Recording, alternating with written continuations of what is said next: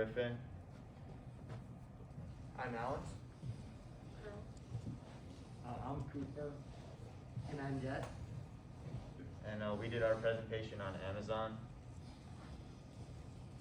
History of Amazon, it was founded in July 5th, 1994 in Bellevue, Washington by Jeff Bezos. They started out selling just books. They had a huge success, but within a few years they were selling CDs, toys, electronics. They started doing a lot more.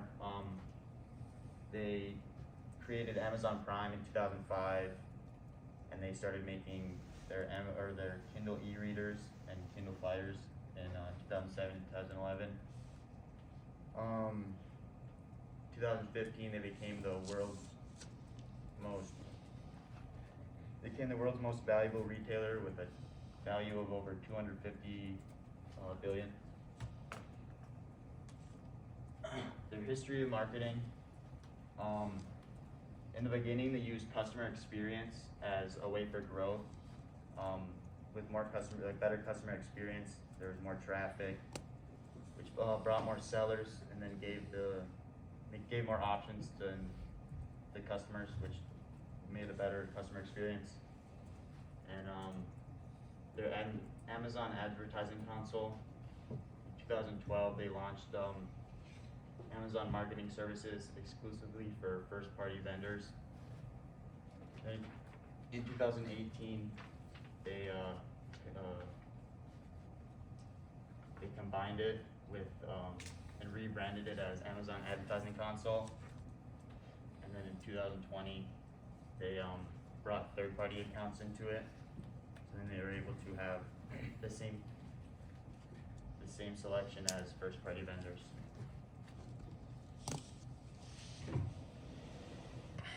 Alright, so for the environmental analysis, like my friend Griffin said, Amazon is a huge company. They're the largest online retail company in the world, and they're actually the third largest company in the world. With that, they're going to have some impact on the environment. As it shows here, they have over 30,000 vans, over 40,000 semi-trucks, 70 planes, and about 1.3 million employees.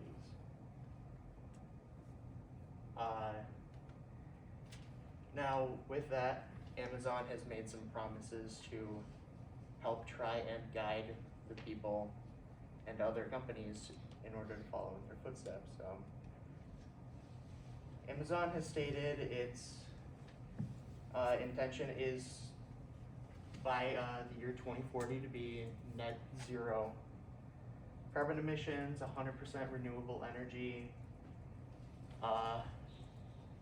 Vehicle-wise, they've ordered 100,000 electric vehicles that are currently being made. They have not stated when they're going to be released, but they also have a $2 billion fund to help smaller companies that have visions and that will help facilitate a transition to low carbon energy.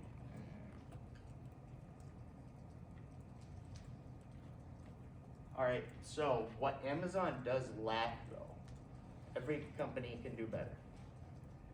Amazon does not necessarily show KPIs. Now, what is a KPI? A KPI is a key point indicator. A key point indicator, the best example is a race. That shows, let's say you're doing a 5K. That's going to be the marker to show how far you've come. Without KPIs, you can't really measure how far you've come and where you're going to measure how on track you are. So, in the future, some things that we need to observe of company Amazon and they can do better on, keeping track of KPIs such as your carbon footprint, such as your energy consumption. If they're able to keep track of these goals, they're going to be able to show as a major example for everyone else in the industry. Not only those, but product recycling rate. If Amazon can get to a point where they're recycling the majority of their products. You can't. Their water footprint, how much they're polluting that, and their waste reduction rate. Just being able to show how far you've come and keep on track.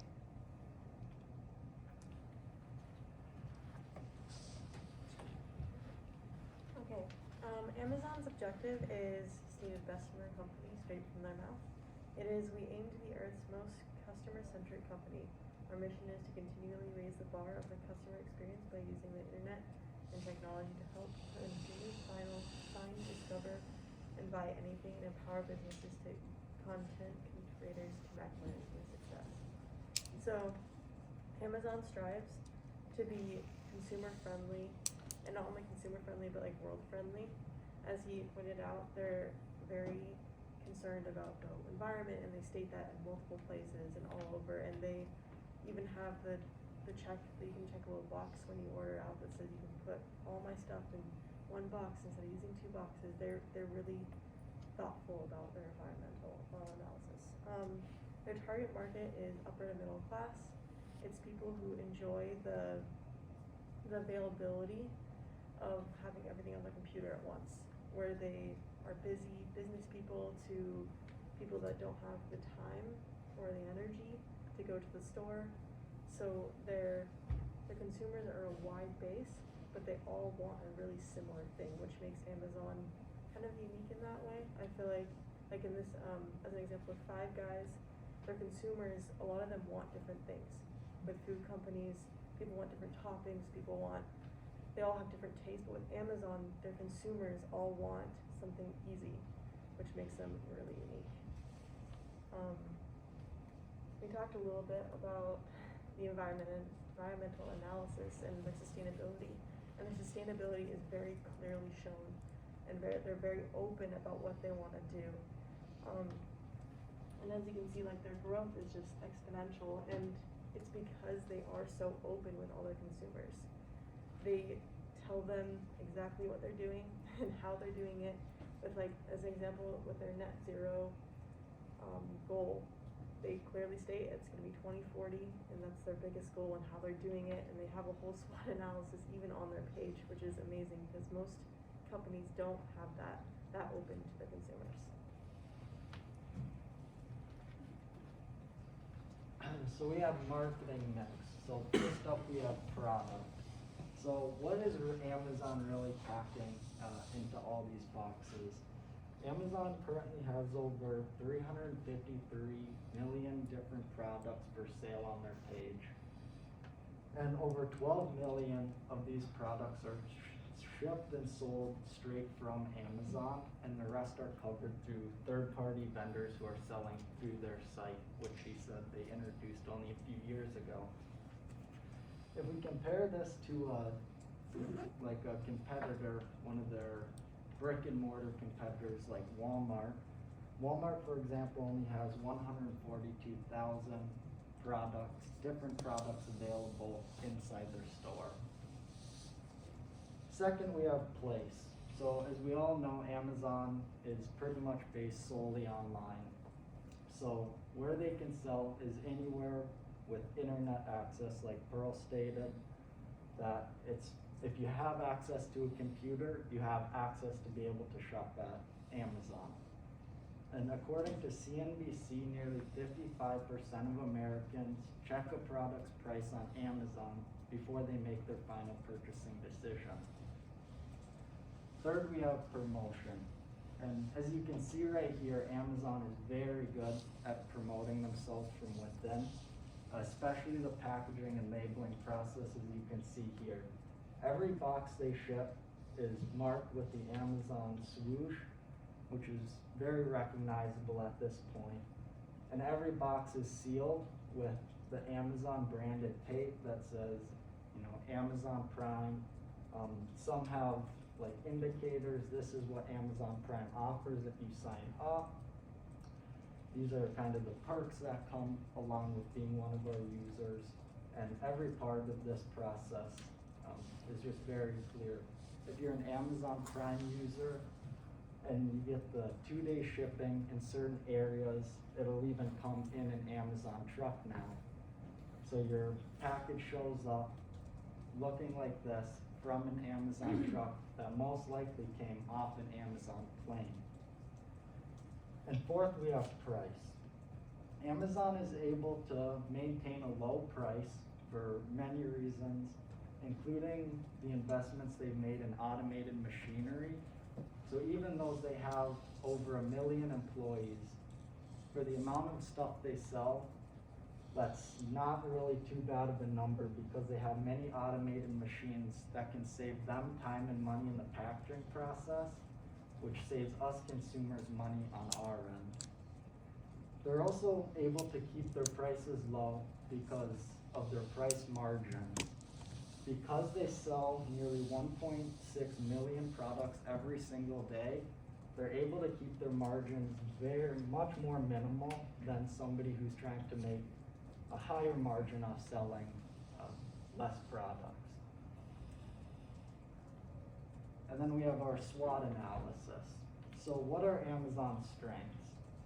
Well, Amazon has a lot of strengths that have made them, the biggest online retailer in the world. I believe that one of their greatest strengths is their price structure that I just talked about. Because of the sheer amount of products that are coming through every day, we're able to see and reflect the prices of those low-cost structures. Compared to going to a brick and mortar store every time we need a simple product, you can just order it online and have it coming to your door. And then, although they have a lot of strengths, they do have some weaknesses. One of their biggest weaknesses is actually the shipping process. There's a lot of people who are very timid, especially older generations, about ordering stuff online. When is it really gonna show up to your door? If you order glassware, is it gonna come broken, or is it gonna be safely delivered on time to your steps? This is where they lose a few of their customers to the brick and mortar stores, because people would rather still go in and get the traditional shopping experience and have that one-on-one interaction, especially if they're shopping for something that they need to spend a little more time on. Maybe they want to hold the product before they make their final decision and not have to deal with returning it if it's not right for them. So this actually leads them to one of their opportunities for growth. One of their biggest opportunities for growth is the shipping process. To make people have trust in their process, to know that when they ship a product, it's gonna get there on time, when they say, it's gonna be delivered safely to your door and not come with your box smashed or the tape falling off. You want your product to be secure and on time. And by doing this, they can actually narrow down on companies that are just when you go in and buy a product and have it readily available. And that also leads them to what are their threats. So with a company of this magnitude, there's threats coming from every direction, but one of their biggest threats is just traditional physical stores such as Walmart. They have a lot of physical stores, especially during the pandemic, that are starting to implement like curbside pickup. They're developing better online sales and starting to market 2-day shipping if it's in stock at your local Walmart, because the shipping doesn't have to travel this far. They can guarantee a faster ship time, or they like to guarantee a faster ship time. And then with that, they're just starting to impede on the characteristics that have made Amazon so big over the last 10 years. So I had case study analysis. So basically my job was to find a company in the industry of Amazon and then compare and contrast kind of that marketing plan to what we have going on. So Amazon has a lot of competitors in just about every field of their industry. So, but the one that made the most sense to me is probably Walmart. Walmart is one of their biggest competitors, and they offer a lot of services that Amazon also has, so that's why I chose them. Okay, so Walmart is the largest U.S. retailer and one of the largest in the world. The brand itself has been valued at a massive $395 billion. When comparing Walmart to the BCG matrix, they would definitely be considered a star. It is considered a star due to the high market share in a high growth market. Amazon also is a star in this market, so that is another reason that they are very competitive in their field. Okay, Walmart's vision states to give the customer and communities an opportunity to see what it's like to save and have a better life. They really take pride in saving when shopping at their stores. This is why their main goal is to provide as competitive of a price as they can. Walmart is able to offer great prices because they bargain actively with manufacturers of products. Just like Amazon, Walmart gets a lot of products, so they're able to find the cheapest price for a certain product, and then that allows customers to get the best price that they can. So after reviewing that, we're gonna compare Amazon to Walmart. Both are e-commerce giants making big changes to both of their companies recently. There's been a lot of changes in technology, and this has allowed both of them to offer new services. Like you said, Walmart offers curbside pickup, which is a big hit to Amazon because you really don't even have to go in a store and go shopping, but you can get products the same day. They both strive to give their customer their best affordable prices. Walmart and Amazon are big competitors, so competitive pricing is definitely important. They want their store to be the one shopped at, so lower price points is definitely a good way to do that. They both have made progress in becoming eco-friendly. Like we said in the beginning, they're looking at electric vehicles. Both companies are. They're trying to reduce their carbon footprint, and electric vehicles are definitely a great way to do this, and it's definitely really good for the environment. One thing that really makes these companies stand apart is the services that Amazon provides. They offer streaming of music, movies, TVs, etc. So that's something Walmart really doesn't offer. I know Walmart does have a subscription service, but that's more so for shopping and shipping, not for the streaming of music and services and stuff like that. Some of Walmart's strengths are their large numbers of stores. 49 out of 50 states contain a Walmart. Walmart as well has a better produce selection compared to Amazon. When you're shopping online, you're most likely not going to be shopping for fresh produce compared to at Walmart. So having this big selection of fresh produce definitely is going to bring in more numbers to Walmart stores compared to shopping on Amazon. At the end of the day, Amazon still prevails, generating 6 more times revenue compared to Walmart. And that is the end of our slides, so if you have any questions.